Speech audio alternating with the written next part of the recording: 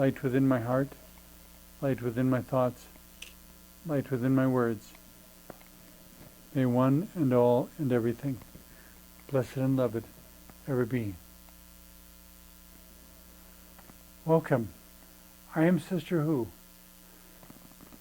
People have occasionally asked, what is my show about? And I usually respond that it's any topic related to life or spirituality that one can name. And so in that sense, it's very broad, and it could be a lot of different things, which, considering the number of shows I made, suggests that no two shows will ever be alike.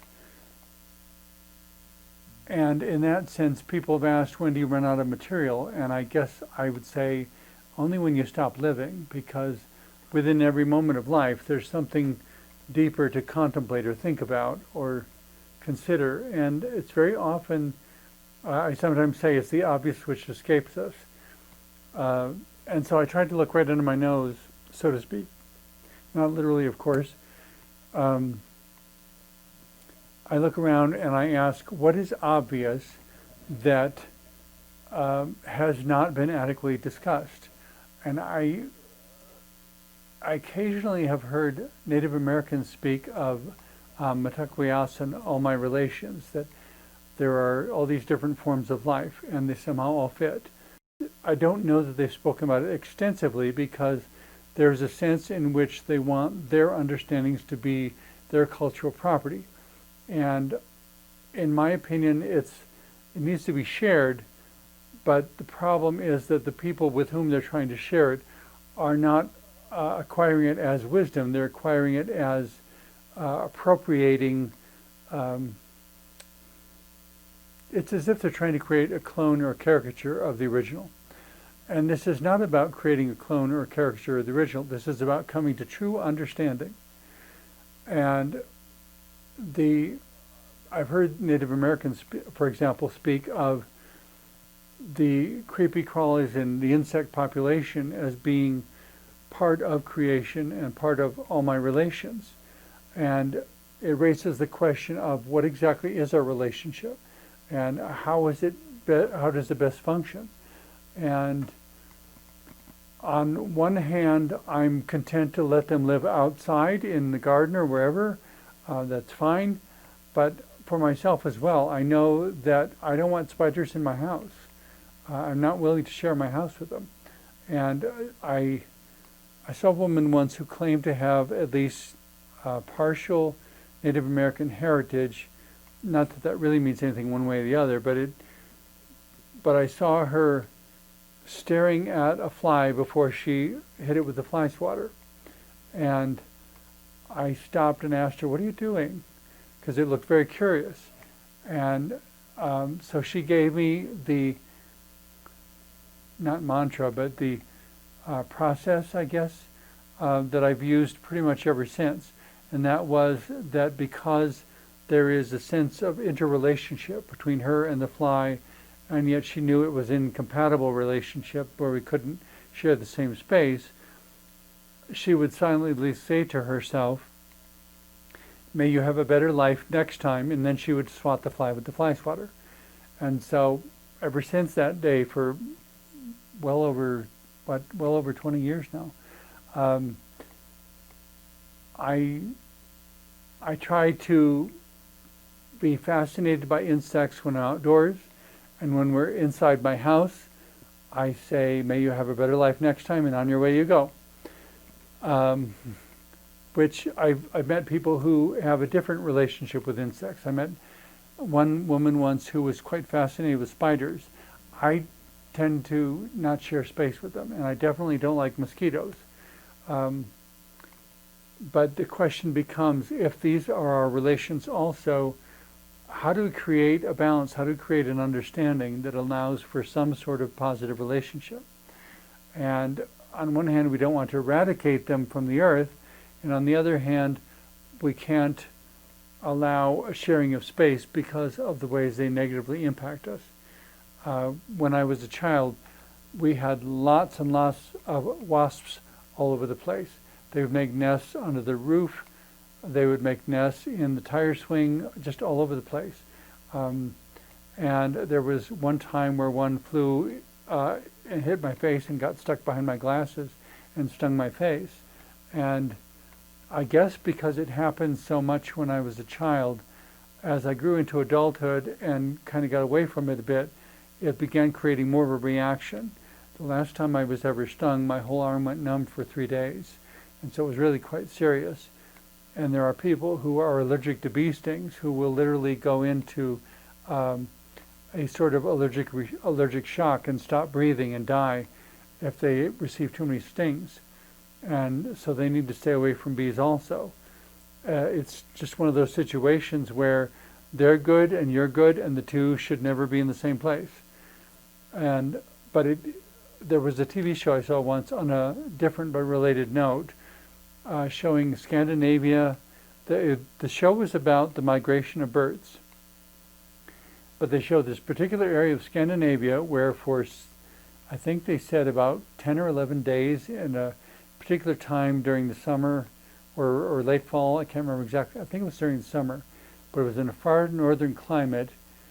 This is years ago I saw this, so please don't quote me on this, but they were showing, somehow they got out there enough to do the filming. I don't know how they did it. It was this entire village, and they said for these 10, 15 days, whatever it was, everyone stays inside, no one goes outside their house, and they put tape around all the windows and doors so that nothing can get in. And there are so many mosquitoes that it literally creates a fog over the entire town, and it is nothing but mosquitoes. There are just billions and billions of them. And so many that it makes this whining noise that never stops for that entire time. And it looked like something out of a horror movie. It was really unbelievable. And then they explained that the reason this is a good thing is because at the end of that time is when all the migratory birds arrive. And for 2 or 3 weeks or whatever it is after that, however 3 million birds or whatever it is, feast on mosquitoes and eat all the mosquitoes. That's why the mosquitoes are there. They're food for the birds. Okay, fine. Tell the birds to come earlier and not wait so long, and make sure they eat everything before they leave. That'd kind of be my response. But the point being that in the whole of creation, there is this balance that is maintained, a cyclical interrelationship of predators and prey and mosquitoes and bugs that are eaten by birds or possibly by other mosquitoes, just all sorts of things. And I don't know if I've ever really come to terms very well with the cycle of predator and prey. I would much rather be like the episode of Babylon 5, where they showed humanity eventually evolving to an energetic state where they don't need to consume anymore. They're just pure energy. They don't die, they aren't born, they're just pure energy. They can change whatever form. They don't eat. Yeah, I'm all for it, let it happen, but we're not there yet. And so, when it comes to what we eat, I'm assuming it was a joke, but somebody who said that there was an ancient Chinese emperor who learned to talk to animals and became vegetarian and learned to talk to plants and couldn't eat anything and so starved himself to death. And to me, it's about somehow getting past all that to where we can be pure energy, but we're not there yet. My mealtime prayer, because of all this awareness, has evolved to the point that I choose not to eat things that look too much like they did when they were alive. I want food to be food and animals to be animals, and never the twain shall meet. But even with that, with this awareness and trying to remove myself from the cycle as much as possible, I look at my plate and I simply say,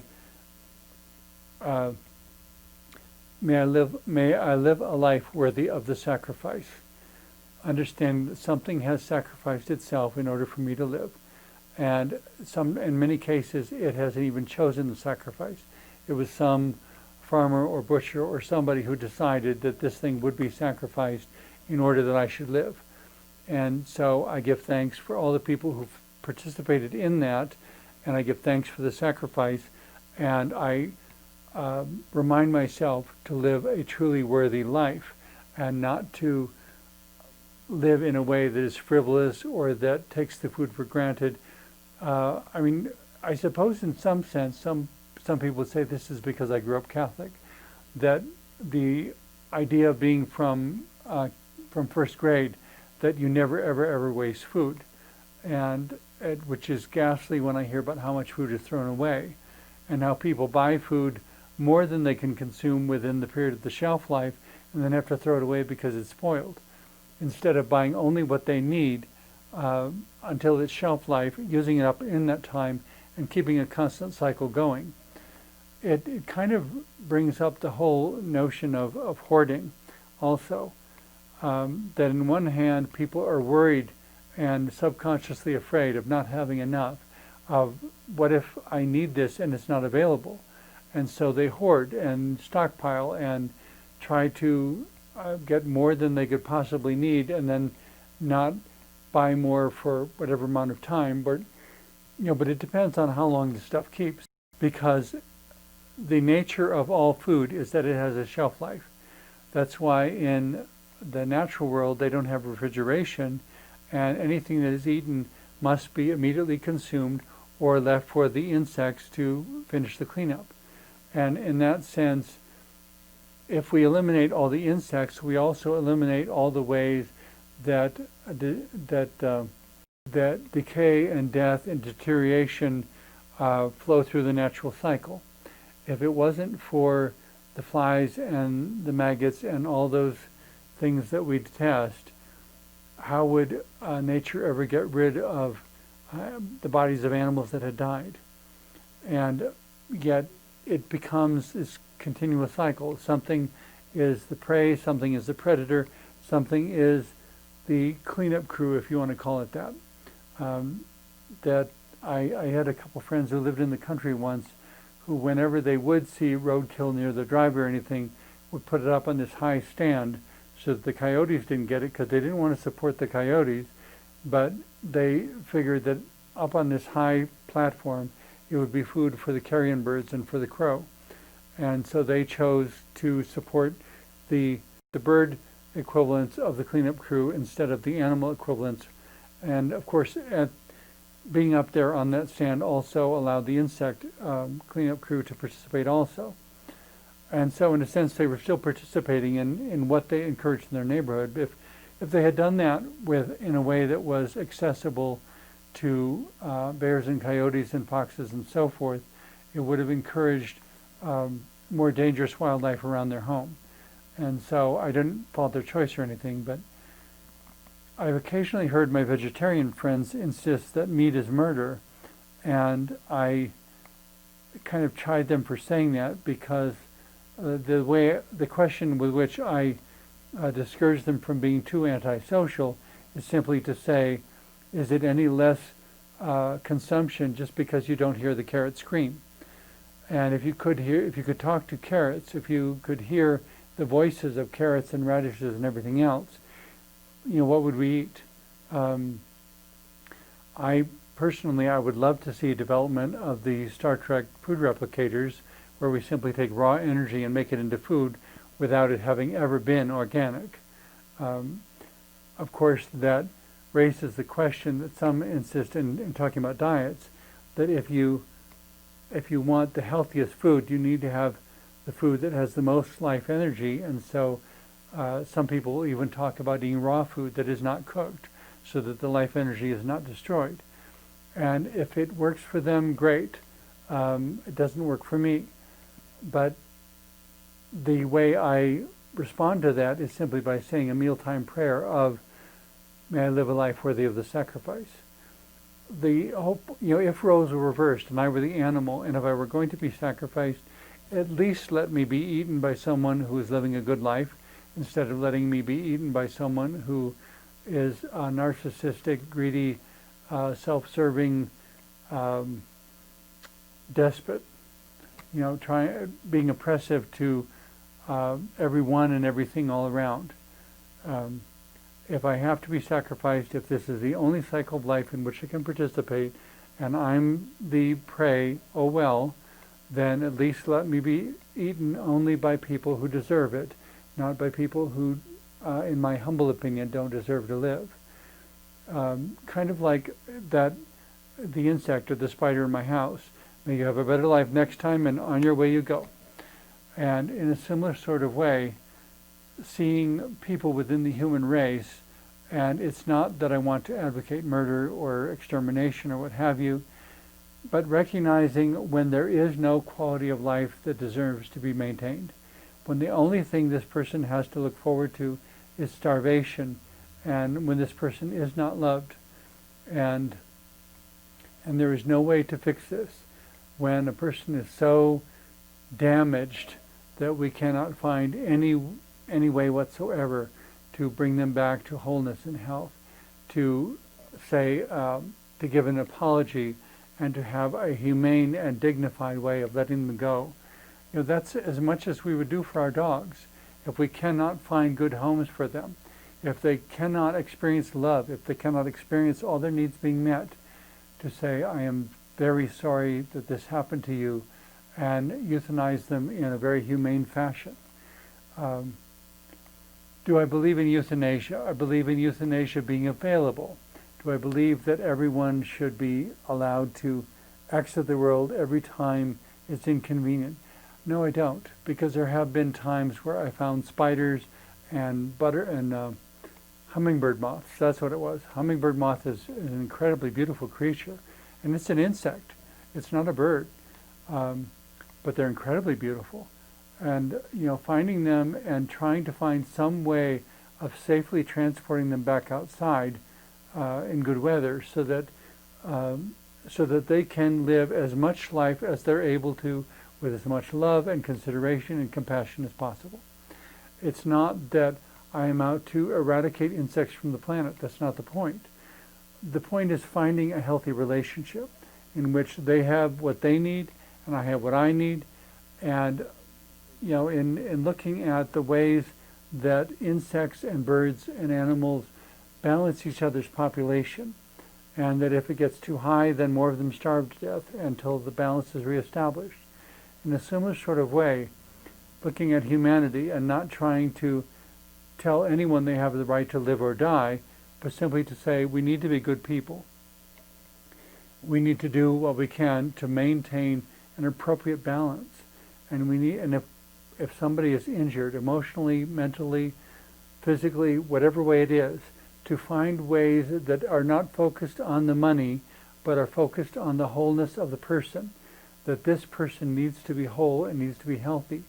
And if we have tried everything and there's simply no way to heal this person, to give them an appropriate, dignified way of saying, enough is enough, may you have a better life next time.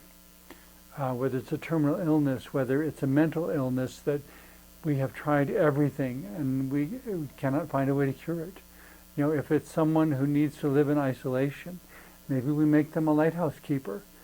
There is a purpose this person can serve. If there is no purpose that this person can serve, if they are a danger to themselves and to everyone around them, if they cannot know happiness, if they cannot know love, if they cannot know anything that resembles a quality, some desirable, recommendable quality of life, to give them a dignified and humane way of making a choice. Not saying that they have to make a choice. They may choose to keep fighting for a while longer. And then again, they may decide that after 40 years of fighting, I'm tired, it's time to say I've had a good life and go. And if they haven't had a good life, whose fault is it? And how do we get that hummingbird moth back outside? Instead of, you're in the wrong place. You don't belong inside my house. You belong outside.